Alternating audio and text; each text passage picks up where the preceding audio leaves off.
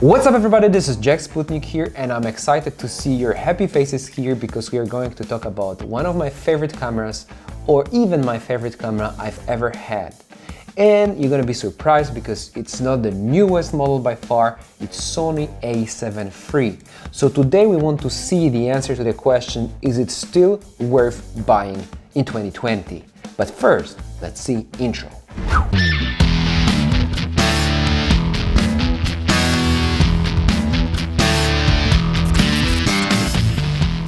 So first of all, let's talk about build quality and features. I've been shooting with this camera for I think 2 years now, and I took it to many different places. I've been shooting in very cold environment, I've been shooting in very hot environment because we live in southern Portugal, so in summer it gets really hot here.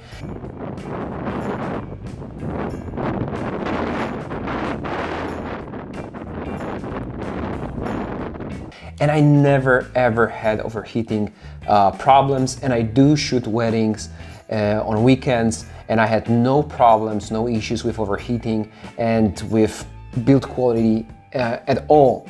The only thing that I would be maybe a little bit picky about is this side panel here with this messy like covers here.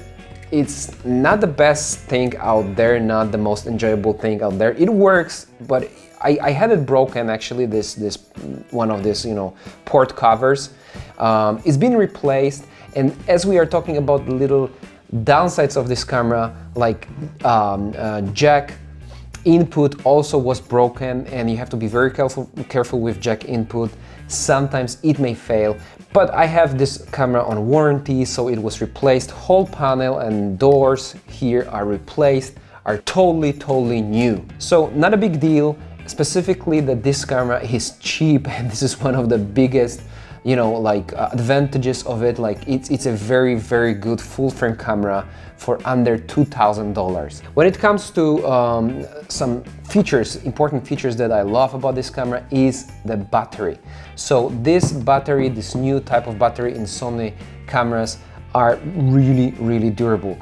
On 2 batteries I can do whole day wedding session without any problem. Just to show you like little comparison just for fun, this is my extra battery for Sony a7 III, and those are my extra batteries for older generation Sonys, or not necessarily for all the older generation, but for example for this crop sensor camera that I'm recording with right now, a Sony a6400, and this is how many batteries I have from the previous generation's cameras. So you see the difference, right?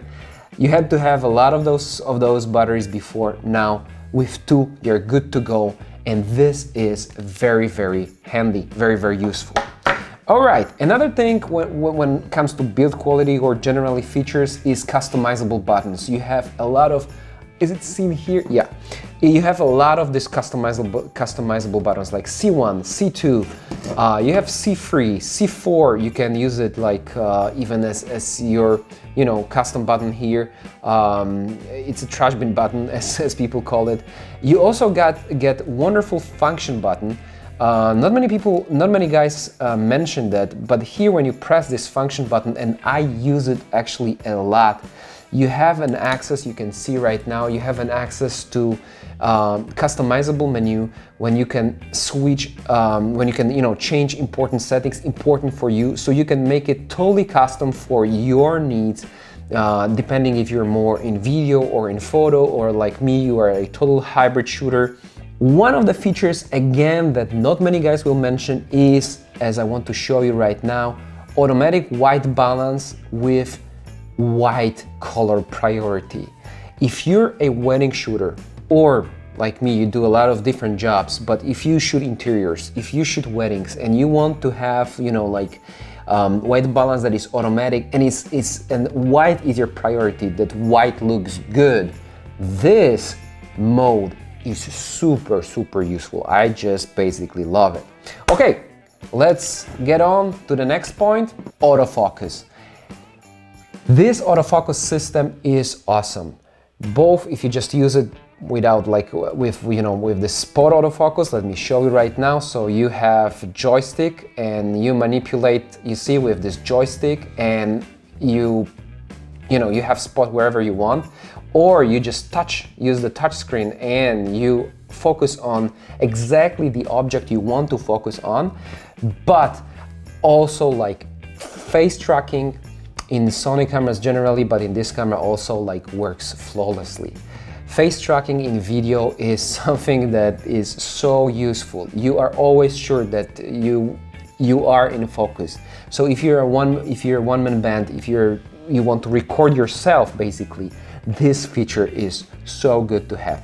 It doesn't have eye autofocus in video mode. It doesn't really matter because focus, like this face focus, does the job very well, and you don't need the feature.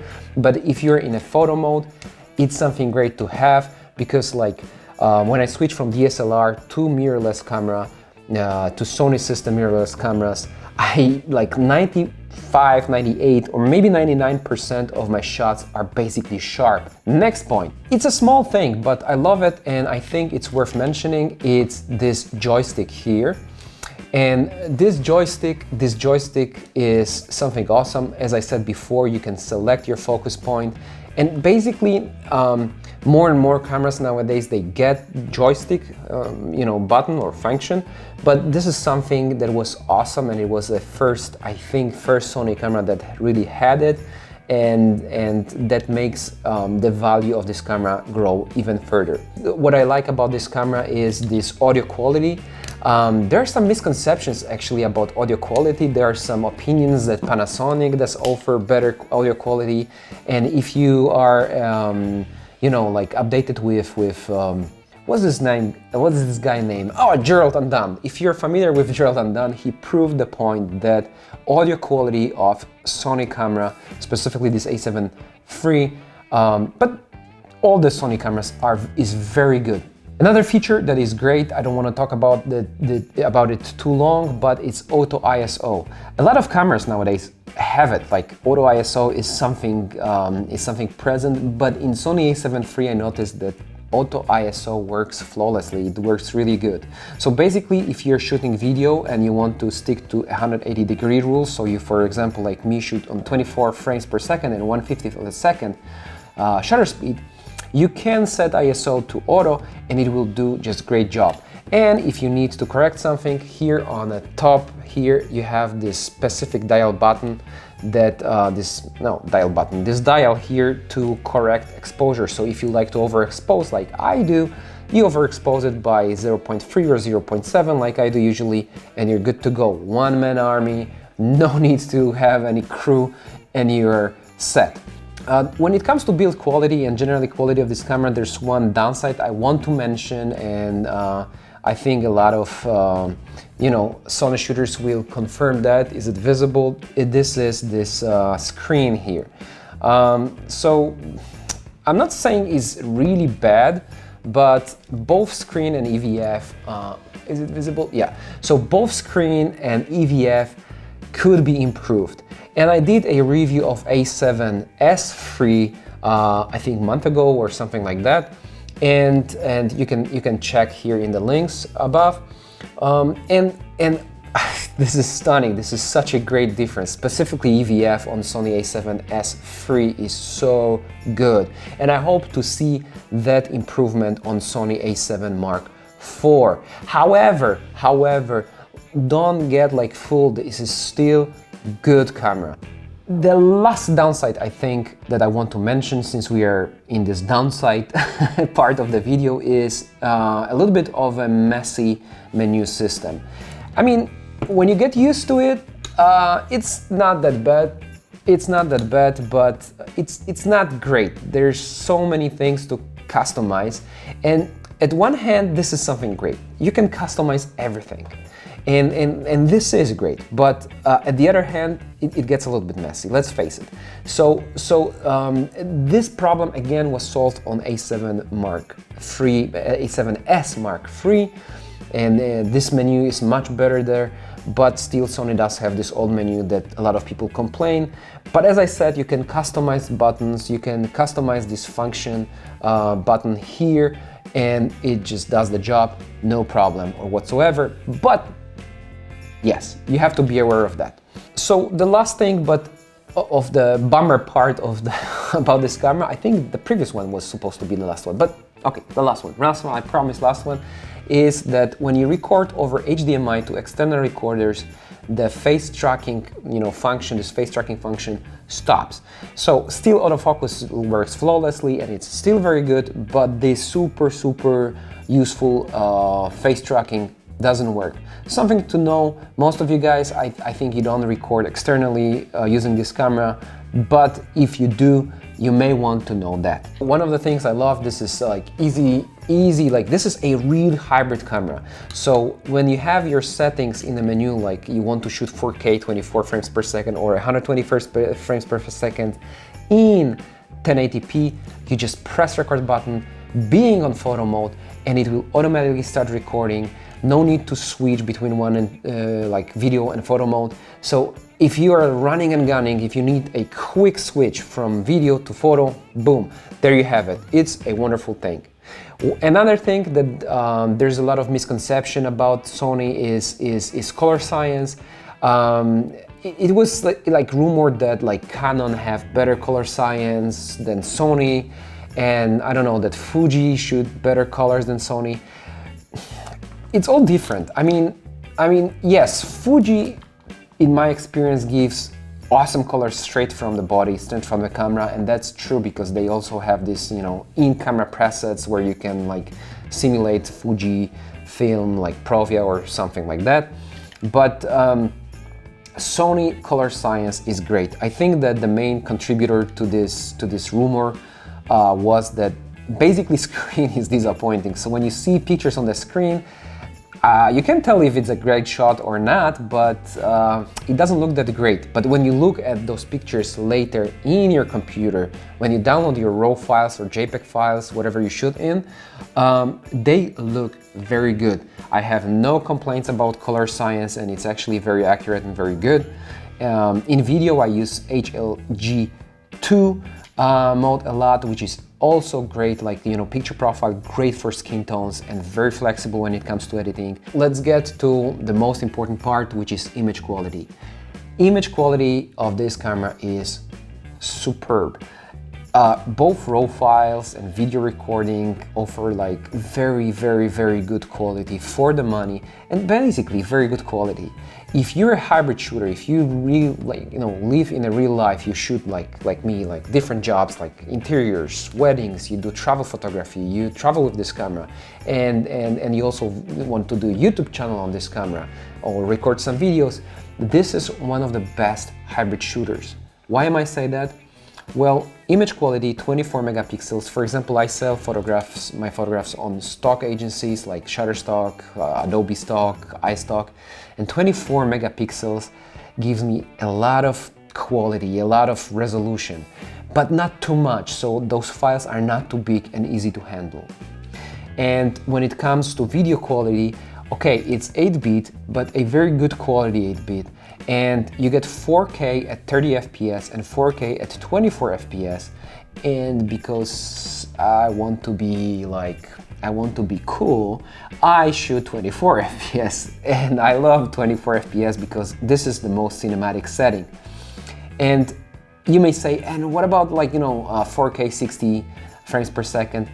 Okay, it would be cool to have it, but it's not really necessary because 120 frames per second from that camera in 1080p, so in full HD, is still very good. So when you upscale it to 4K, it's really hard to tell the difference. It may be a little bit on the soft side, but don't get discouraged. It's really good quality of slow motion clips. And something that I want to mention here is low light performance. So if you shoot in low light, like weddings are usually like that. You have reception, you want to shoot some videos or photos there, you need to crank up your ISO very high, and performance of in low light of this camera is just fantastic. I have comparison because I've been shooting with different brands, different cameras, and I'm not saying that Canon, Sony, I don't like this war. Like most of modern cameras are super capable, But this camera, despite having, you know, like I think 3 years now or 2 years and something, is still performing very well when it comes to low light performance. Okay, one thing that I didn't mention, I think before, is built-in IBIS, so built-in image stabilization. There are cameras, more like newer cameras, full frame cameras out there that have better image stabilization than Sony, but still you have to pay way more. But this IBIS is very good for vlogging. I find it, you know, totally enough to walk and vlog with this camera, specifically when using wide-angle lens. And it's an extra feature. If you want to have stable footage and professional-looking footage anyways, you will have to use gimbal. And you know, size and weight of this camera is perfect for gimbal. It's a full frame, but very reasonable size, very reasonable weight, and lenses are also like, there are some smaller lenses, bigger lenses. You have a variety of lenses to choose from. To wrap it all up and, you know, to give you like the final conclusion, still awesome camera, still recommended, under 2,000 bucks. And you can search for some promotions there and you can buy it for even, I think, $1,700. This is bargain. This is a very good choice still. And please don't get caught up in this camera hype that you want to have A7S III or you want to have R5 from Canon. I've been testing those cameras and processing footage from those cameras, and you know, I have a powerful workstation, but my workstation was like, sweating a lot to process this heavy footage. So if you're shooting like jobs like most of us do, like weddings, like interiors, like you do stock photography and videography, like you do YouTube channel, like whatever you are up for, or travel vlogging or whatever, this footage that comes from this camera is very high quality and very easy to handle. File size is not huge. And I left the best for as the last. Why do I recommend this camera? Is because you have a huge variety of lenses to choose from. You have Sigma, like not only Sony does have nice, you know, selection of lenses for Sony E system, but you have Sigma, you have Viltrox, you have Tamron, you have, I don't know, 7 Artesians, you have Voigtlander. Awesome selection of lenses. And one of the best 35mm lenses ever built and available on planet Earth is 35mm from Sigma 1.2. This is a spectacular lens. It's very hard to buy any better 35mm lens. So again, this makes this camera a great value. And even if you want to use crop lenses, or generally if you want to use crop mode, you get this extra rich with, you know, like for example, this 35 to 16 on 35 side, it will be something like almost 50. I hope, guys, you enjoyed it. If you did, please don't forget to leave thumbs up. Don't forget to hit that subscribe button. And I see you guys in next episode. And one of the things I forget to tell you about, sorry, this is built-in intervalometer. So if you didn't upgrade your firmware in Sony A7 III, you have to do it because it offers a great built-in intervalometer for stunning, beautiful time-lapse videos, which I like to do, and it's kind of relaxing for me, but that's something extra that I wanted you to know. This time, I see you next episode. No more talking, just, you know, yeah, see you guys.